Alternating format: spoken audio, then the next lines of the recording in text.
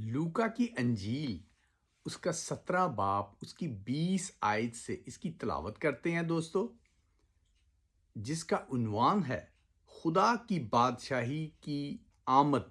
तो चलें इसकी तिलावत करते हैं दोस्तों।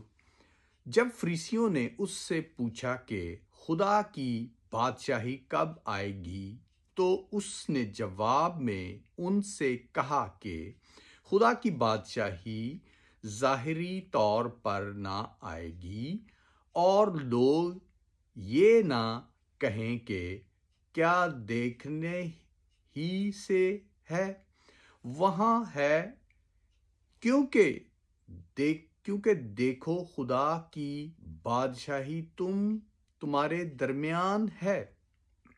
उसने शागिर्दों से कहा, वो दिन आएगा कि तुमको इब्ने आदम के दिनों में से एक दिन को देखने की आरजू होगी और ना देखोगे, और लोग तुमसे कहेंगे कि देखो वहाँ है, या देखो यहाँ है, मगर तुम चले ना जाना।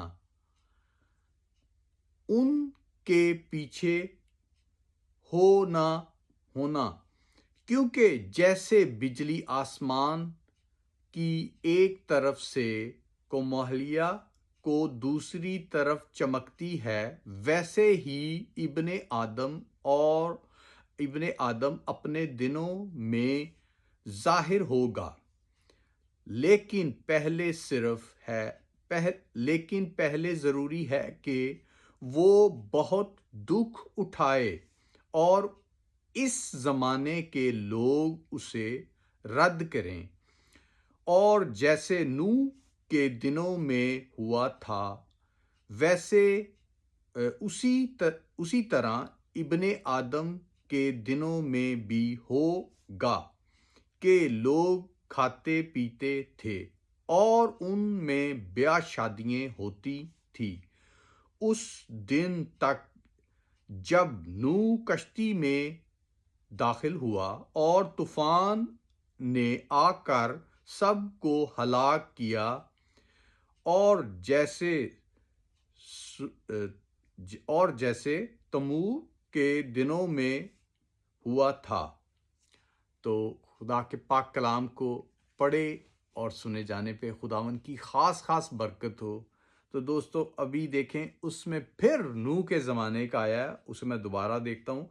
और जैसे नूह के दिनों में हुआ था, उसी तरह इब्ने आदम के दिनों में भी होगा कि लोग खाते पीते थे और उनमें ब्याह शादियां होती थीं, उसी उसी उस दिन तक जब नूह कश्ती में दाखिल हुआ और तूफान आकर सबको हलाक किया।